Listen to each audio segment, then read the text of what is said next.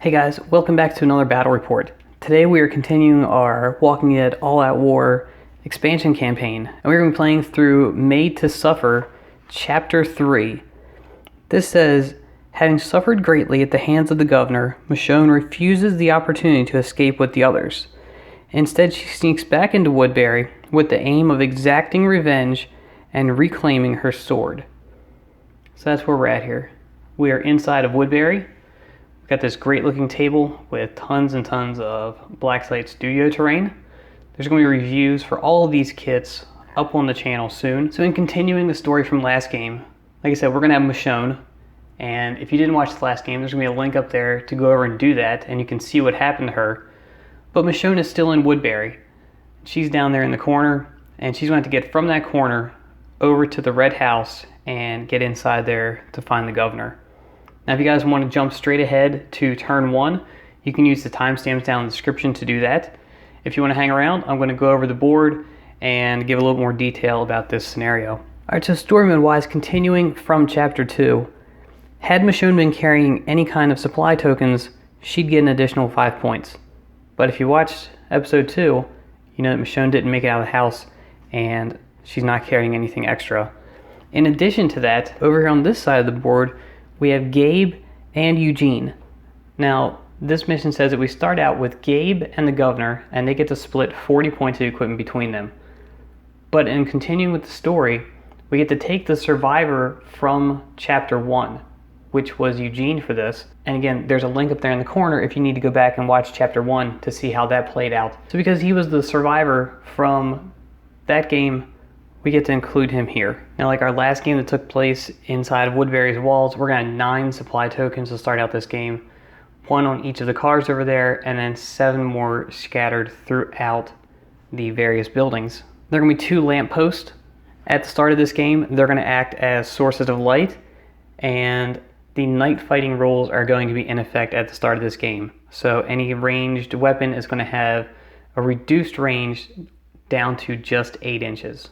And last couple things here, the threat level is going to start out at 1 for this game. There are no walkers on the board at the beginning of this. However, anytime that mayhem is caused, we're going to bring 1 walker on the closest board edge, and any walkers that come on via the event cards will just come on a board edge as well. The governor is not going to be playable until we enter into the trophy room inside of the red house.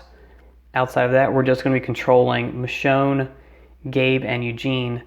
And we are going to be using the No One Stands Alone solo rules to control the Woodbury characters. And so here we start turn 1, and the threat is on 1.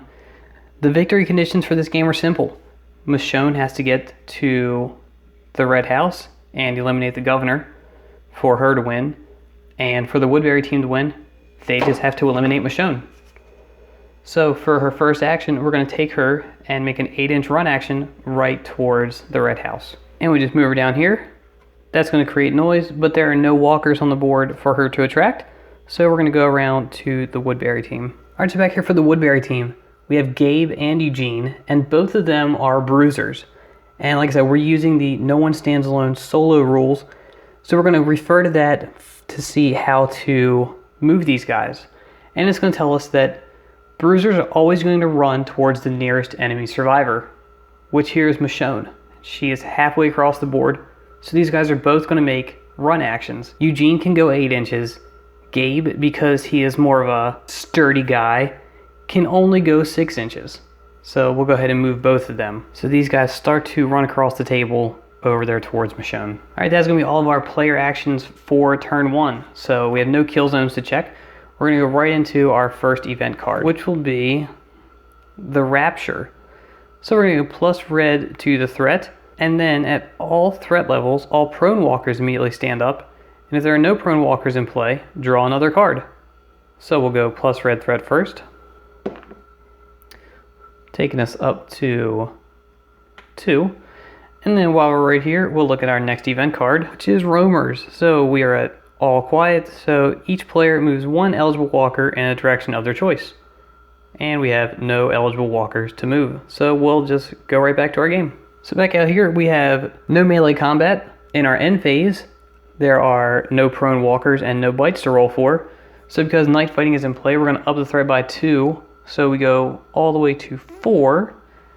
And we get ready to start our second turn. And at the start of turn 2, the threat has gone up to 4. Woodbury has the initiative this phase, so we're going to come over here to Eugene and Gabe. And we're going to start by having Eugene make an 8-inch run. And instead of going all the way around the bar, he's going to try and cut down this alleyway. And Gabe's going to do the same thing, but remember, Gabe's a big guy, so he can only run 6 inches. So Eugene is starting to pull away from Gabe there. And now over here with Michonne, she's trying to get over to the house, so we're going to go 8-inch run action right towards the house.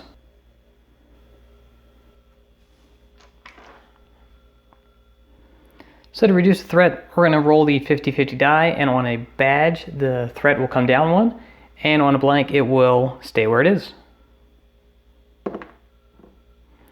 So we're going to reduce the threat by 1, back down to 3.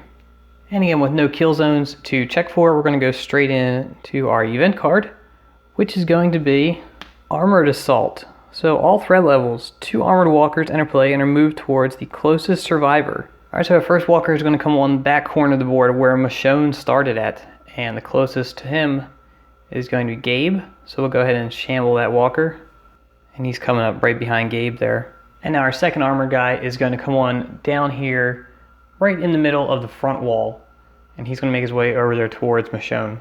And he's going to run into the house on his way to her. And with no bites and no prone walkers to roll for, that's going to be all for this turn. We're going to up the threat by 2 to 5 and get ready to go into the next turn. And here at the top of turn 3, the threat has gone up to 5, so we are still in low threat, and Michonne is just outside of the governor's house door. So her first action is going to be to move into contact with the door. Second action will be to open the door. And now with the door open, we've gone ahead and removed the roof, so you can see that to the right will be the governor's trophy room. So now we're going to have to get into the house and into the trophy room to finally confront the governor. We're going to go over to the Woodbury characters now for their turn. Eugene is going to start making an 8-inch run through the alley and down here into the street. And that brings him down here out of the alleyway.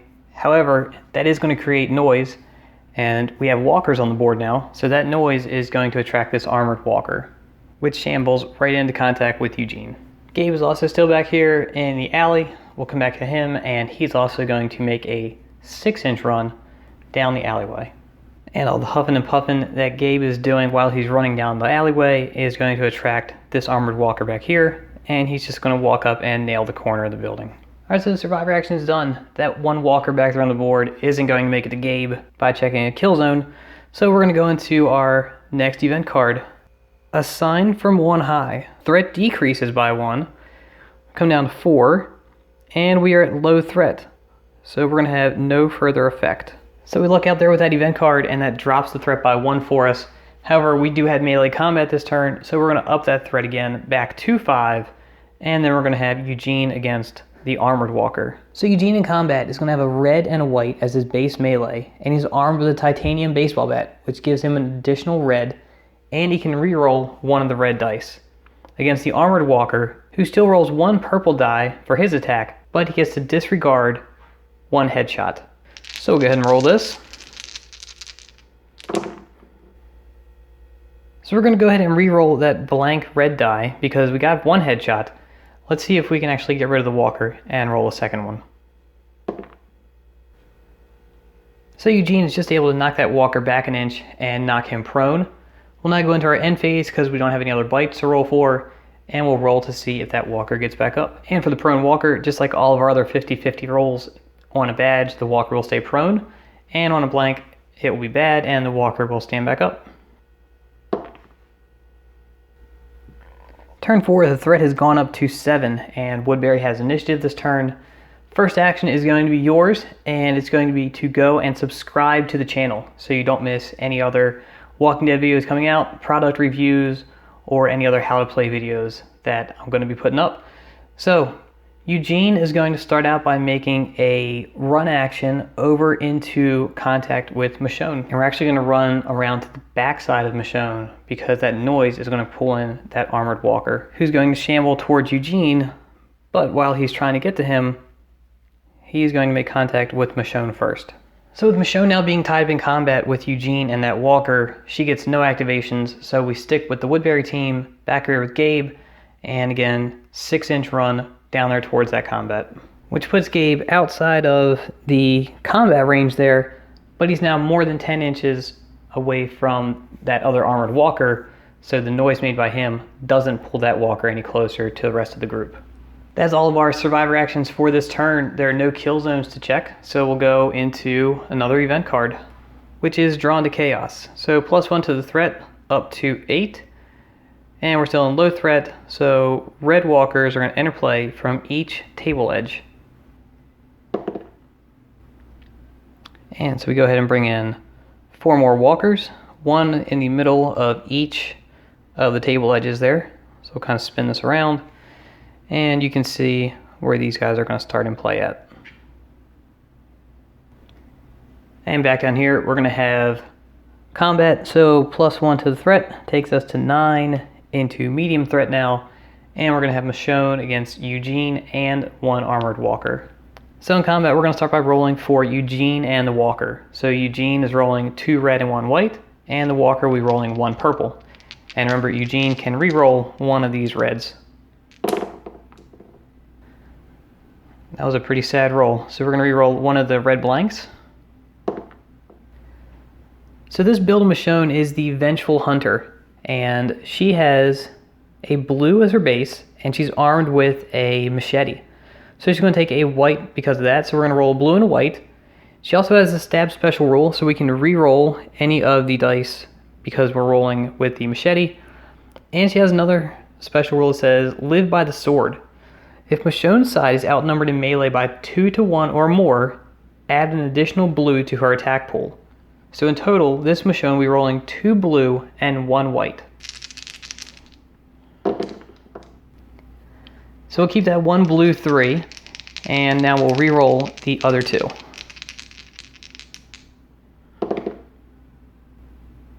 So Michonne wins that combat by rolling an impressive 7 successes to 2 successes for Eugene and the walker. Eugene has the Dirty Fighter special rule that says anytime he loses or draws, he can add a red die to his melee roll immediately. So we'll go ahead and roll this for him now. So Michonne doesn't manage to win that combat. She inflicts 8 total wounds because of the headshot, which is more than enough to kill Eugene and knock the armored walker prone. Absolutely amazing. In the end phase here, we're going to roll for that 1 prone walker to see if he stands up now.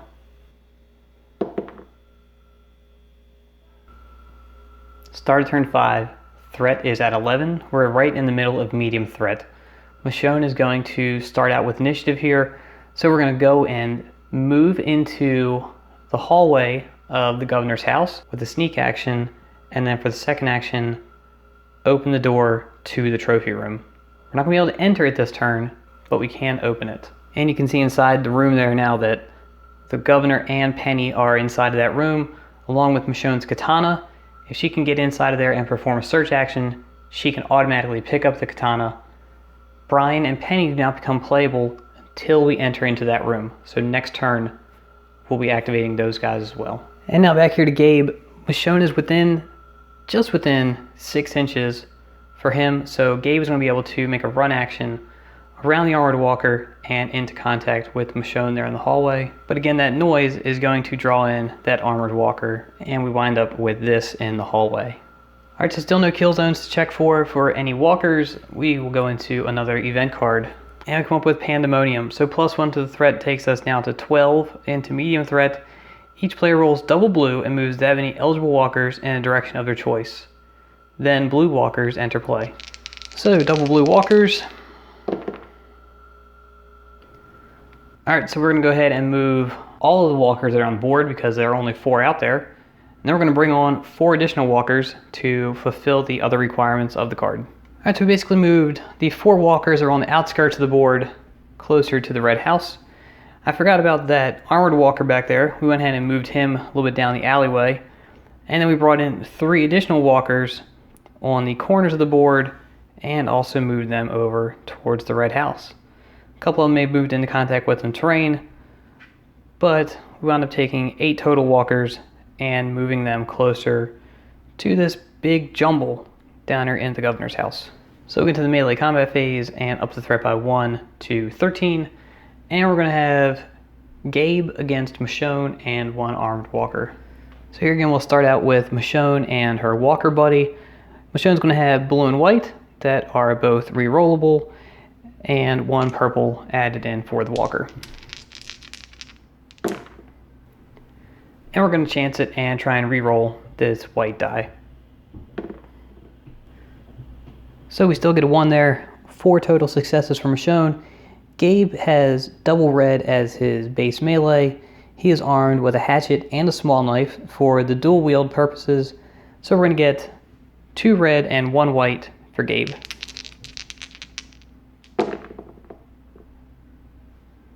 So Gabe also rolls 4. We're going to see if we can win the combat and re-roll one of these red dice. So Gabe loses combat there by 1. He is down to 5 wounds remaining. Try and push him back an inch there. It's a mess in that hallway, but we bring him back anyway. There are no bites and no prone walkers to roll for at the end of this turn. We're going to go ahead and up the threat by 2, and I'll see you in the next turn. Top of turn 6. Threat has gone all the way up to 15 now, and I don't think Michonne has many more opportunities to get a hold of the governor here. Woodbury is going to have initiative this phase, and you can see inside the trophy room, Michonne's katana is in there as well.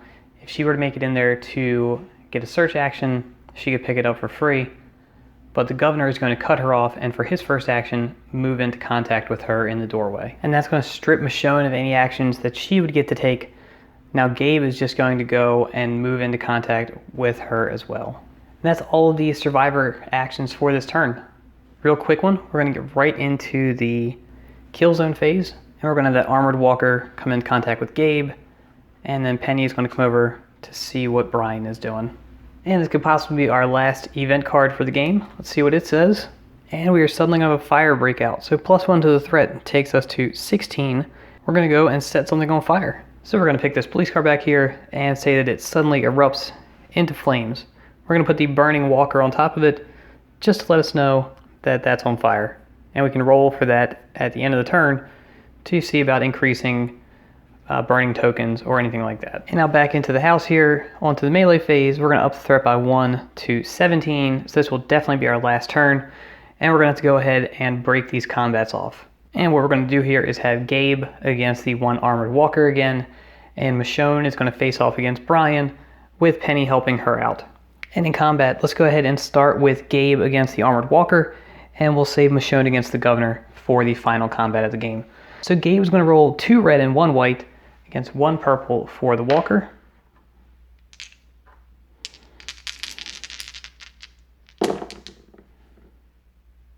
And we're going to re-roll that blank red.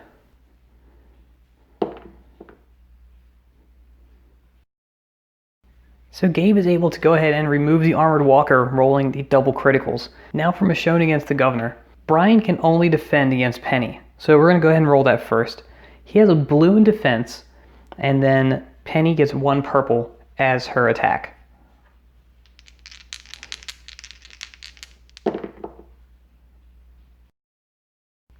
Sue's able to defend her, so we'll move her back an inch. Alright, and now for the combat between Michonne and Brian. So Michonne is going to get a blue as her base, a white because of the machete that she can reroll. And then she has the special rule, Grim Vendetta, that says anytime she performs an attack against Brian Blake, she can add an additional white to that. So 1 blue and 2 white total. I'm actually going to go and reroll both of the white dice. So we roll both of these. So Michonne comes up with 4 successes. And now for Brian, he has Tyrese's hammer and a switchblade. So Tyrese's hammer is going to give him an additional white in melee, and if he rolls any headshots, he'll get to add in an additional red. His base melee is blue, so blue and white. So we're going to go ahead and re-roll the blue die. And why re-roll the blue die and not the white one? The blue one has a minimum of 1. So We're at least going to get 1 out of this.